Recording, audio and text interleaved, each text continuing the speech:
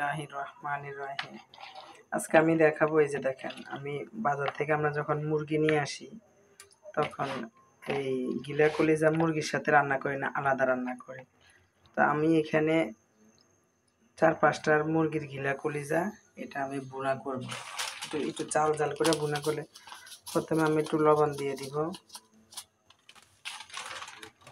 দিয়ে যে হলুদের গুঁড়া, মরিচের গুঁড়া দিয়ে এটাকে আমি এখন মাখাই ভাজি করে নেব। এই যে এখানে তেল দিছি, তারপরে এই যে এটাকে মাখাই এখন এটা সুন্দর করে ভাজি করব।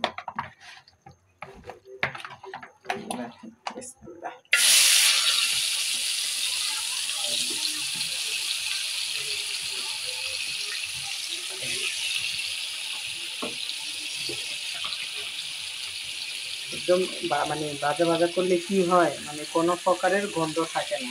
মুরগি এগুলোকে আমি আর গরম পানিতে ভালো করে ধুয়ে লেবু দিয়ে ভিজে রাখছিলাম অনেকক্ষণ, ভিজে রেখে পরিষ্কার করে এখন ভাজি করব। আচ্ছা, ভাজিটা হোক, ভাজি হওয়া পর্যন্ত অপেক্ষা করি। কি সুন্দর ভাজা ভাজা হয়ে গেছে।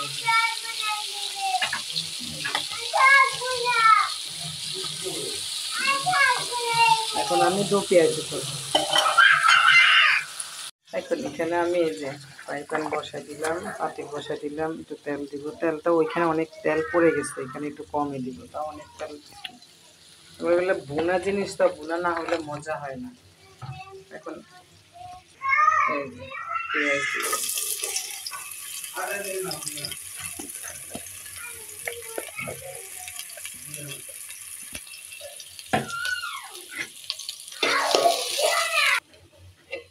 পেঁয়াজগুলো ভাজা ভাজা হয়েছে। এখন আমি এখানে দিব আদা রসুন। আদা রসুনগুলো এখনো বরফ, আদা রসুন পেঁয়াজ এখানে একসাথে ব্লেন্ডার করে, আর এখনো বরফ ছিল তো এই জন্য মনে হচ্ছে অল্প, কিন্তু না, অনেক পরিমাণ মতো দিলাম।